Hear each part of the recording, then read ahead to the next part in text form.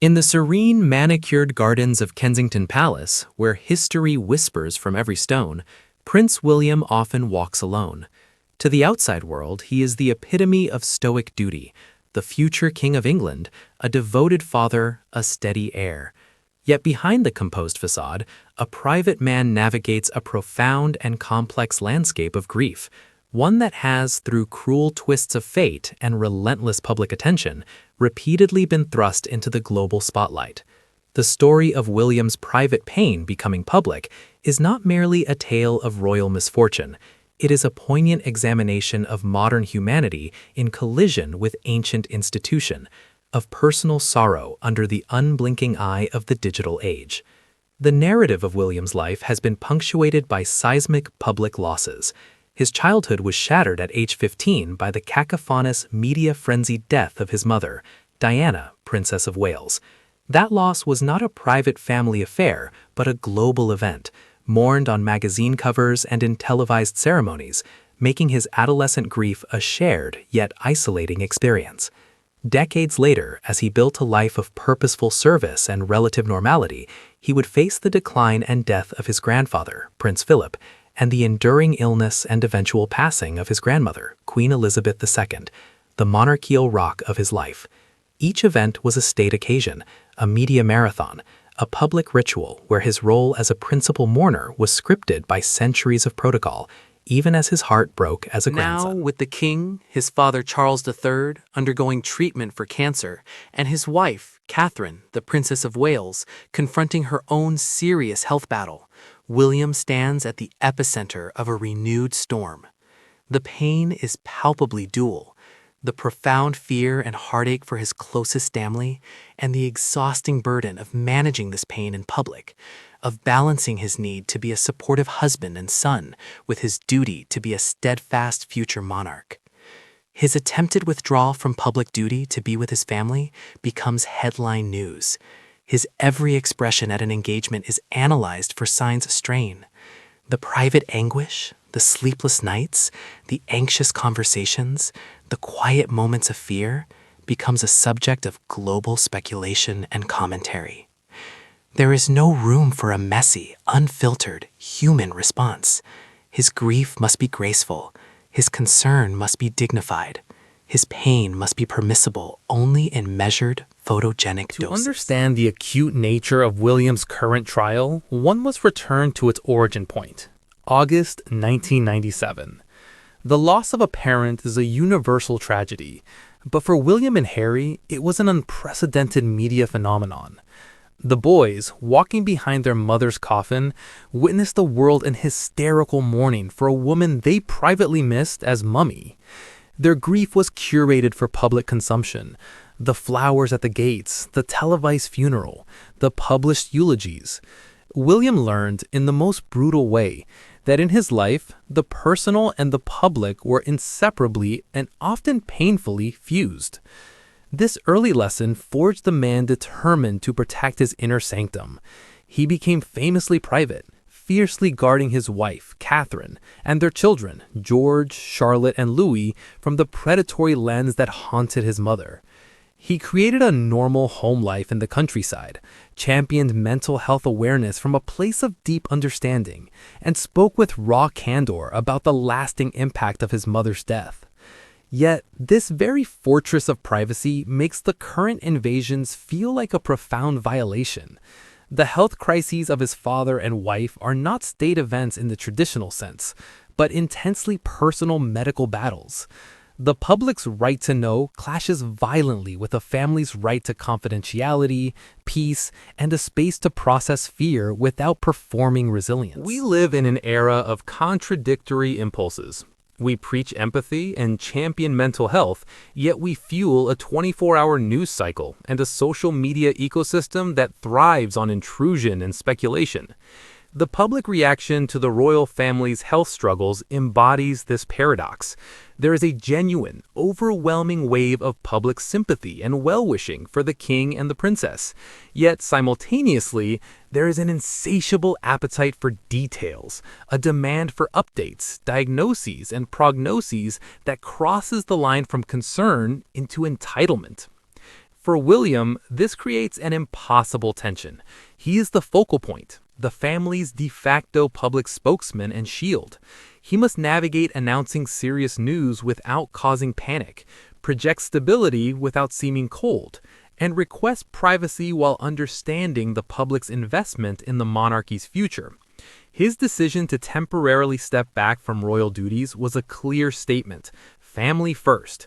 But even that personal choice becomes a public talking point, analyzed for its constitutional implications and what it means for the monarchy. His pain is not allowed to be simply pain. It is a political event, a leadership test, a narrative in the long-running saga of the House of Windsor. The concept of the stiff upper lip is deeply embedded in the British, and particularly the royal psyche. It is a philosophy of quiet fortitude that William has embodied since boyhood. But this very strength becomes a cage.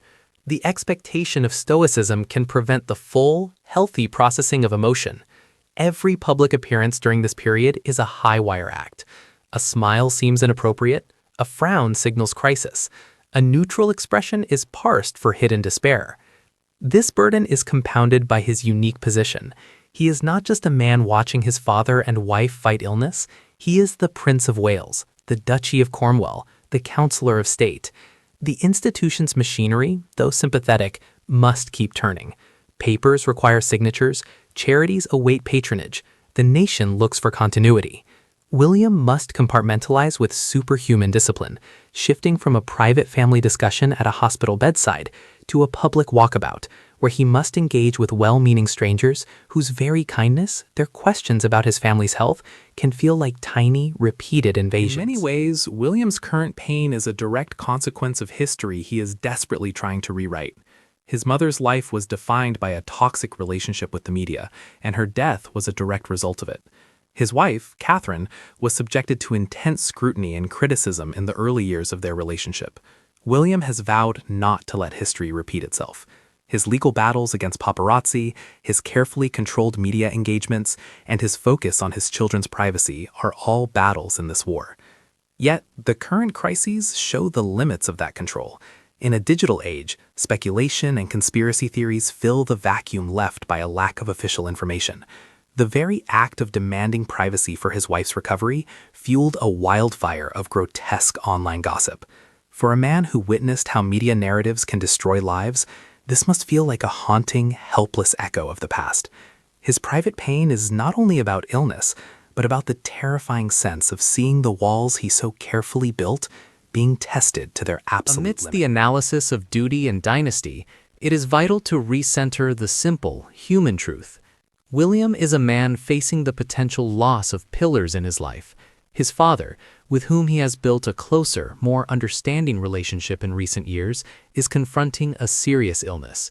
His wife, his partner and anchor since university, the mother of his children, is in the midst of a challenging health journey of her own. And he is the father to 3 young children who need reassurance and normalcy while their world feels uncertain. This is the core of the pain that has become public.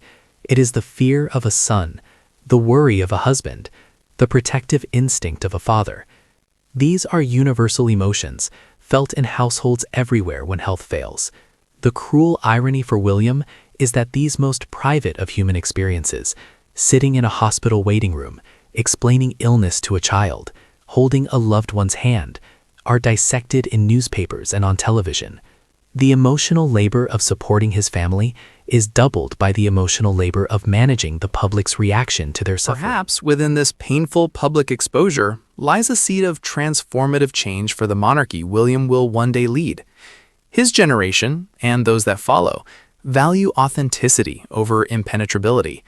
By being seen to prioritize family, by speaking openly about mental health, and by showing the strain of this moment, even if only at the edges of his composure, William is inadvertently modeling a new kind of royal leadership, one that incorporates humanity as a strength, not a weakness.